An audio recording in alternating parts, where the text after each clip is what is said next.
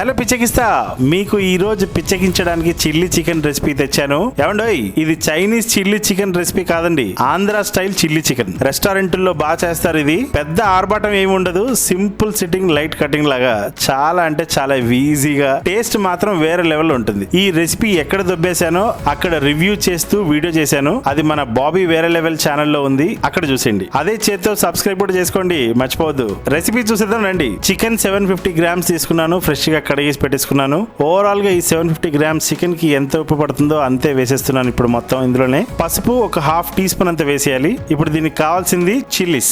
Overall గా 10 chillies తీసుకున్నాను. అది కూడా ఇవి డార్క్ చిల్లీస్ కాబట్టి, లైట్ గ్రీన్ చిల్లీస్ అయితే కనీసం 20 నుంచి 25 వరకు హ్యాపీగా తీసుకోవచ్చు. మిక్సీ జార్ లో 5 మాత్రమే వేస్తున్నాను, మిగతా 5 కట్ చేసి వేస్తాము. దీంట్లోనే కొత్తిమీర కర్రలున్నా పర్వాలేదు, అలాగే వేసేయండి. మొత్తం చేతి నిండా వేసి నున్నగా పేస్ట్ కొట్టండి. చూడండి ఇలాగా. ఇది ఇప్పుడు స్ట్రైట్ అవే చికెన్లో వేసేయండి. మొత్తాన్ని కలిపేసి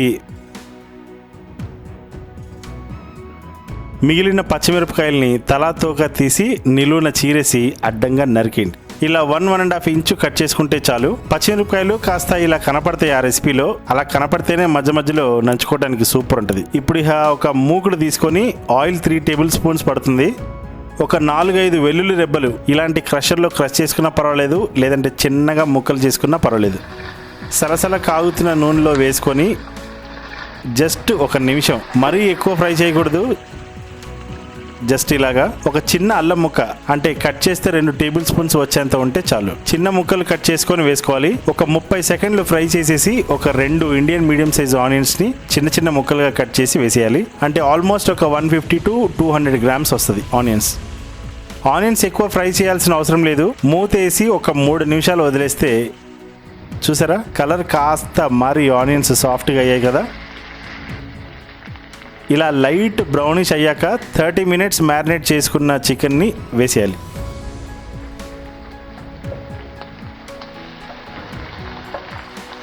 చికెన్ వేసిన తర్వాత బాగా కలిపేసి ఒక 3 నిమిషాల వరకు హై ఫ్లేమ్లోనే పెట్టాలి.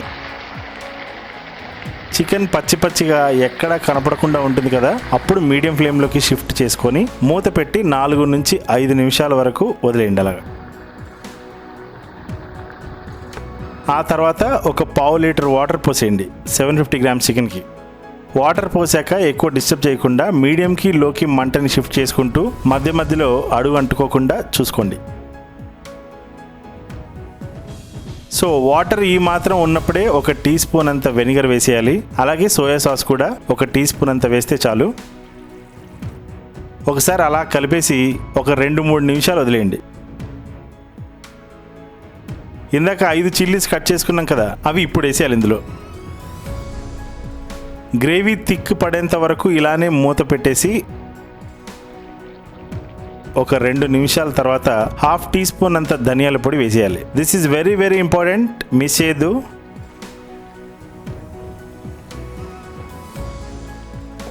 ఇప్పుడు ఒక టేబుల్ స్పూన్ అంత కార్న్ఫ్లోర్ని ఒక బౌల్లో వేసుకొని కాసిని వాటర్ పోసి మొత్తం కలిసాక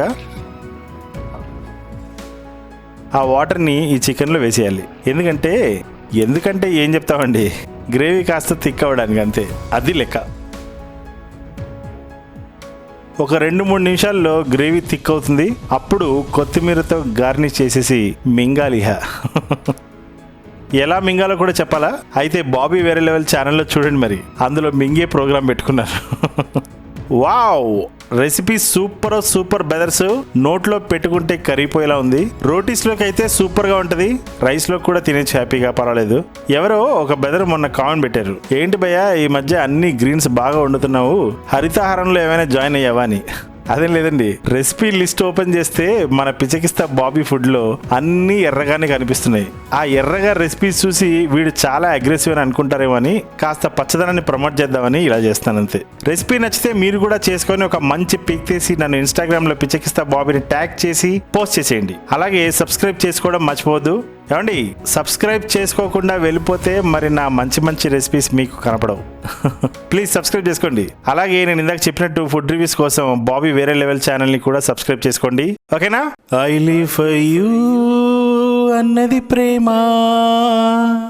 ఐ డై ఫర్ యూ అన్నది ప్రేమ, నా పంచ ప్రాణాల పల్లవి ప్రేమ, నా పంచ ప్రాణాల పల్లవి ప్రేమ.